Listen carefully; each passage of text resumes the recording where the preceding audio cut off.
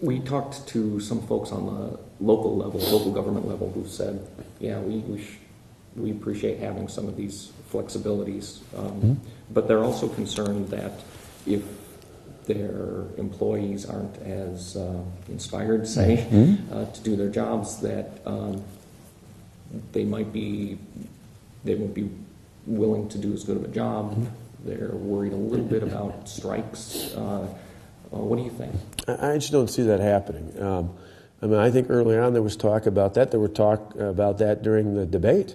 And you saw Madison here did it for a couple of days. They realized there was tremendous backlash from the public, and they immediately pulled back. I don't think it, at least from the union leadership standpoint, it was for anything other than they polled and they found out that the public turned on them when they abandoned their children and realized what it did more than anything in that instance is it reaffirmed as to who was really interested in the kids and who was interested in compensation.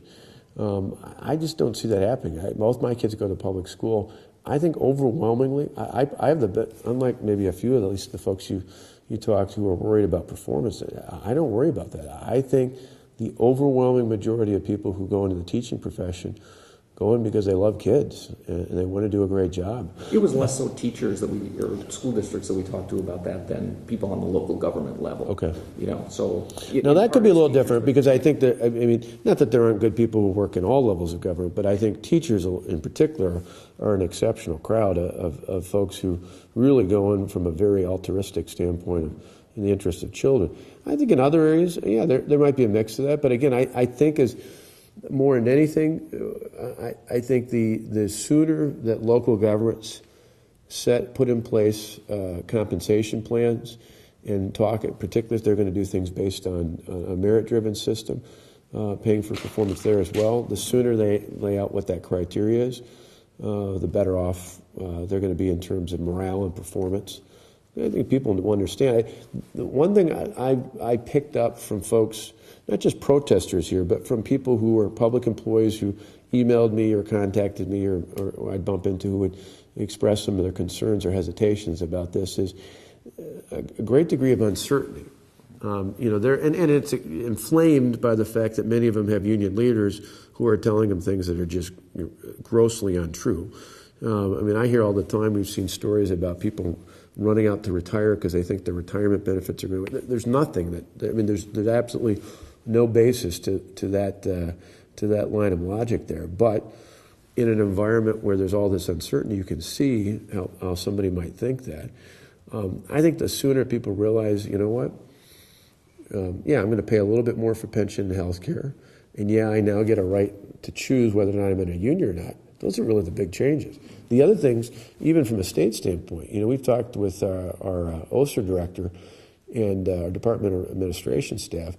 We're not looking for dramatic changes. I mean, eventually there'll be some progressions, again, that account for this performance factor, but really, much of what we have in place in terms of work rules and requirements will largely stay the same. Excuse me.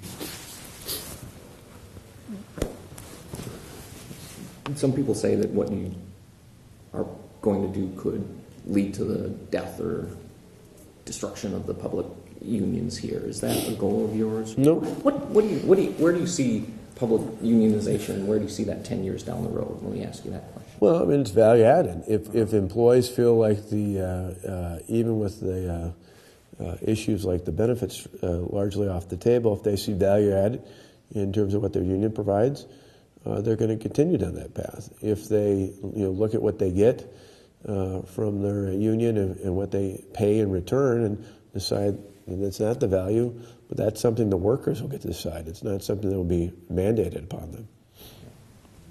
It's not mandated now, though, is it? What's that? It's not mandated now. You sure. Opt out for the union.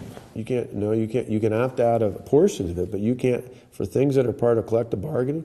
The opt-out they talk about is the part they contend that goes into political activities. Right. But if I'm in a collective bargaining unit, their argument is you benefit from a collective bargaining regardless, so you have to pay the dues for that. Yeah, that's a fair share payment, essentially. Yep. So there's the two different components, but this part would essentially say you get the right to choose to begin with whether or not you want to be in a union. Yeah. We also talked to some union leaders, and they've said, okay, well, we're not going to be negotiating contracts. We may not be enforcing them. We're going to have more time to work in the political arena. Do you think, is that a byproduct of the law that you didn't expect? No, I mean, in the end, that's one of those value-added things. If people are willing to join a union and they want to pay dues so that they can spend their time on politics, that's up to them. Mm-hmm. But that's all the more reason why other workers shouldn't be forced to have that done in the first place. Okay. I had shared with Chris some information about Missouri, mm-hmm. and we looked at Missouri because it seemed to us that they have lower public sector unionization mm-hmm. rates. They've got lower pay for public workers, much lower business tax rate, much lower individual income tax rate. But we also found that the services there are generally considered not as strong here. Is there a trade-off between sort of high taxation and high services and low taxation and low services? And is that sort of a model that you're moving? I don't think that necessarily lower taxes have to equate to lower services. I mean, think about in the private sector. I think in government there's often been a false choice between you either have to raise taxes or you have to cut services.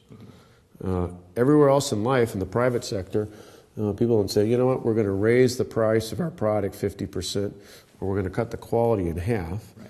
What they do to be competitive is try and keep their costs down and their quality up at a reasonable level.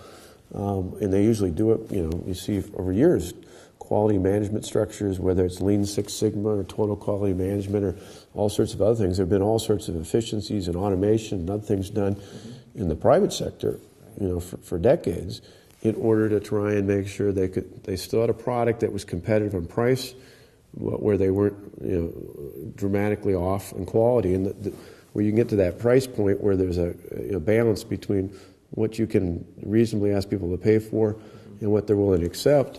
And I think that's the problem in government is it's always been an all in or out proposition. You either conceded that you had to give up on quality if you're going to keep taxes down, or say quality will go up, but only if taxes go up. To me, it's why we're trying to bring cost under control. And really what we're doing here on the wage, but more so on the benefit side of things, healthcare and retirement costs, particularly within these public sector contracts, have been some of the largest growing parts of our budget.